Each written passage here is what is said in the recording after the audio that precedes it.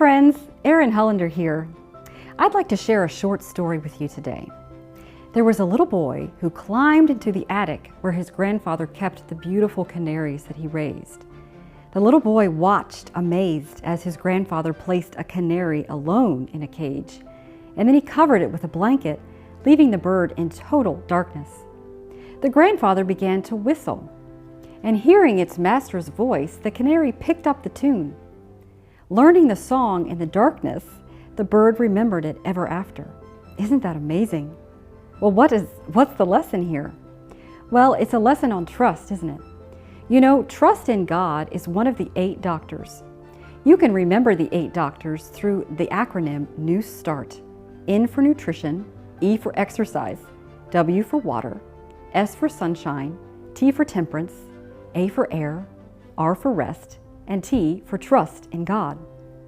You know, we can be following all of the other 7 doctors perfectly in our lifestyle, but if we leave God out of the picture, what we do won't be truly successful or lasting. The God of heaven and earth is inviting us to trust Him today. God wants to teach you and me to trust Him as He taught Jesus to trust when Jesus walked the earth. One of the greatest lessons of life is to learn to trust when we cannot understand, when it seems dark, when the journey seems long, the way seems hard, when there's no way around, over or through the mountain. In the book of Philippians, the Apostle Paul discusses a peace which surpasses all understanding. You know, when the perplexities and trials of life confuse us, our faith can still cling to God's promises that are found in His Word, the Bible. Often we will not understand what's going on in our lives. Life has its joys, its sorrows, and its victories and defeats. And trying to understand why God allows heartache and suffering may only leave us confused. We must remember that we have an enemy, the devil, or Satan, who roams about like a roaring lion seeking whom he may devour. And he is against God. In fact, he hates God and His creation, including you and me. But God is always good. He's always just and righteous, and all good things come from Him. And He is daily inviting us to place our trust in Him. We are to place our faith and trust in God that we may experience His peace, His joy, and His healing.